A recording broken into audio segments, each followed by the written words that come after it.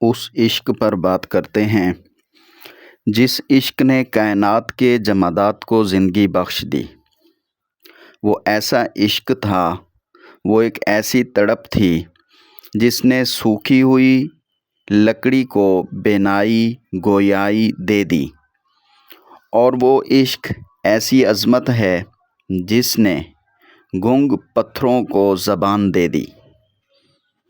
ذرا آنکھوں کے اندر تصور لے کر اس منظر کو ہم دیکھیں جب مسجد نبوی میں لکڑی کا وہ خشک ستون جس سے ٹیک لگا کر آقا صلی اللہ علیہ وسلم خطبہ دیا کرتے تھے، آپ صلی اللہ علیہ وسلم کی جدا ہونے پر بلک بلک کر رونے لگا۔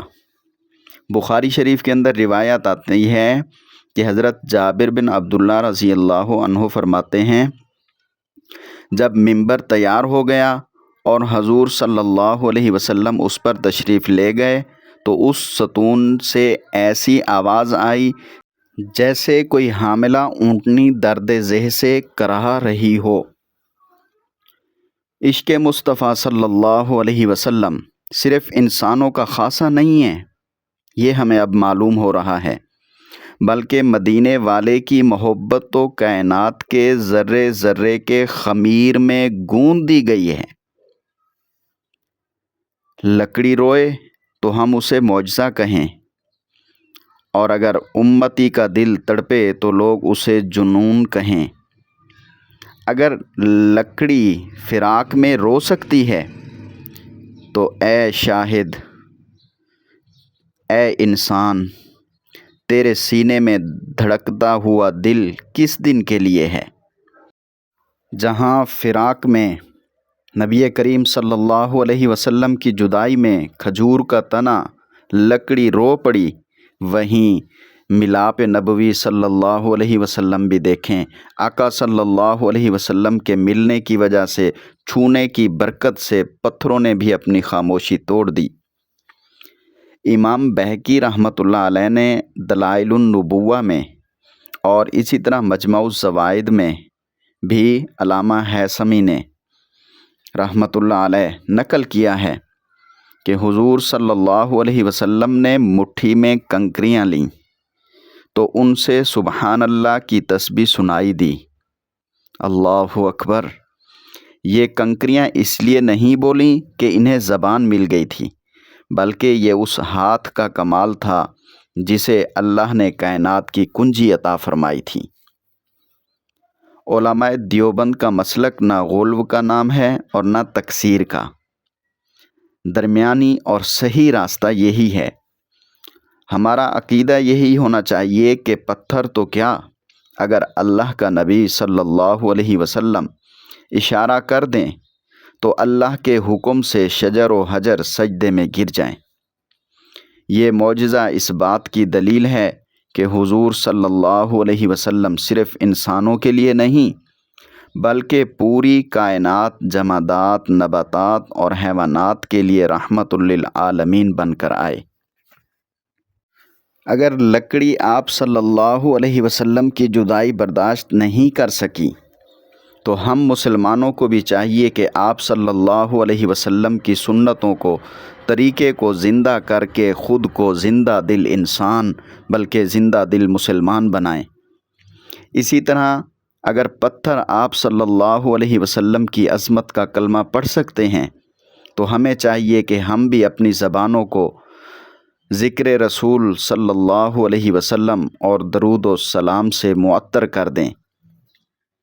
عشق رسول نام ہے بے قراری کا، اتباع کا اور اپنے آپ کو مکمل سپرد کر دینے کا، دین کے حوالے کر دینے کا۔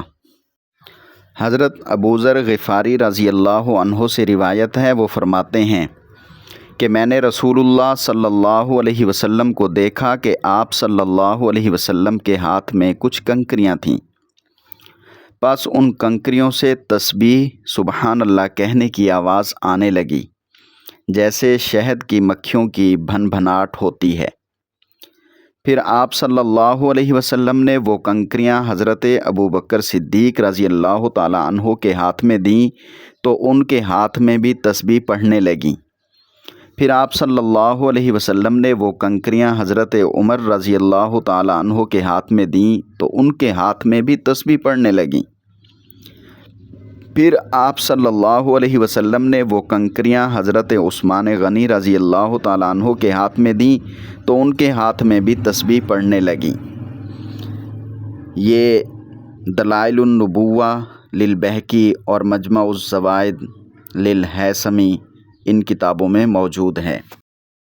تاریخ انسانی نے بڑے بڑے فصیح و بلیغ انسان دیکھے، لیکن کائنات کا وہ منظر کتنا عجیب اور پرکیف ہوگا جب بے جان پتھروں نے اپنی خاموشی توڑ کر کائنات کے سب سے سچے انسان صلی اللہ علیہ وسلم کی رسالت کی گواہی دی۔ ظاہری طور پر بے جان اور خاموش کنکریاں جیسے ہی رحمت للعالمین صلی اللہ علیہ وسلم کے دست مبارک سے ملیں جڑیں تو ان کے اندر سے سبحان اللہ کی تسبیح سنائی دینے لگی۔ یہ صرف تسبیح نہیں تھی بلکہ اس بات کا اعلان تھا کہ کائنات کا ذرہ ذرہ اپنے خالق کو بھی پہچانتا ہے اور اپنے نبی صلی اللہ علیہ وسلم کے بلند مقام سے بھی واقف ہے۔ صرف کنکریاں ہی نہیں بلکہ ہوا کے جھونکوں سے لے کر زمین کے ذروں تک سب نے آپ صلی اللہ علیہ وسلم کی آمد کا جشن منایا تھا۔ جہاں سے آپ صلی اللہ علیہ وسلم گزرتے، درخت پتھر السلام علیکہ یا رسول اللہ کہہ کر آپ صلی اللہ علیہ وسلم کا استقبال کیا کرتے تھے۔ یہ سارے معجزے ہمیں بتاتے ہیں کہ پیارے پیغمبر صلی اللہ علیہ وسلم کی نبوت صرف انسانوں کے لیے نہیں بلکہ کائنات کی ہر چیز، چرند پرند، جمادات، نباتات، سب کے لیے سراپا رحمت ہے۔ اب سوچنا ہمیں اس بات کے لیے ہے، ضرورت اس بات کی ہے، دل میں، دماغ میں، تصور میں، خیال میں ہم سوچیں، اگر بے جان پتھر اللہ کی تسبیح کر سکتے ہیں اور نبی کریم صلی اللہ علیہ وسلم کی رسالت کی گواہی دے رہے ہیں تو ہم تو صاحب ایمان ہیں۔ الحمدللہ، اللہ کا شکر ہے کہ اس نے ہمیں مسلمان بنایا۔ ہمارے دلوں کو بھی ذکر الہی سے منور ہونا چاہیے۔ ہم بھی اپنے دلوں کو اللہ کے ذکر سے ہر وقت منور رکھیں اور ہماری زبانوں پر کلمہ حق، درود و سلام یہ بلند ہونا چاہیے۔ ہمیں چاہیے کہ ہم اپنی زبانوں کو لا الہ الا اللہ، سبحان اللہ، الحمدللہ، اللہ اکبر، صلی اللہ علی محمد کی آوازوں سے سجا کر رکھیں۔ دعا ہے اللہ تعالیٰ مجھے اور ہم سب کو نقش قدم مصطفیٰ صلی اللہ علیہ وسلم پر صحابہ کرام کے انداز میں چلنے کی توفیق عطا فرمائے اور ہمارے ایمان کو ان معجزات کے واقعات کے سننے سے اور ان معجزات کے نور سے ہمارے دلوں کو اللہ تعالیٰ زندہ کر دے۔ آمین ثم آمین۔ اللہ ہمیں اور ہماری نسلوں کو اپنے قرآن کا نور، اپنے کلام کا نور دنیا کے اندر، موت کے وقت، موت کے بعد کی زندگی میں، قبر کے اندر، میدان حشر میں اور پھر جنت میں اپنی زبان سے، اپنے الفاظ میں، اپنی انداز میں قرآن کا نور نصیب فرمائے۔ آمین۔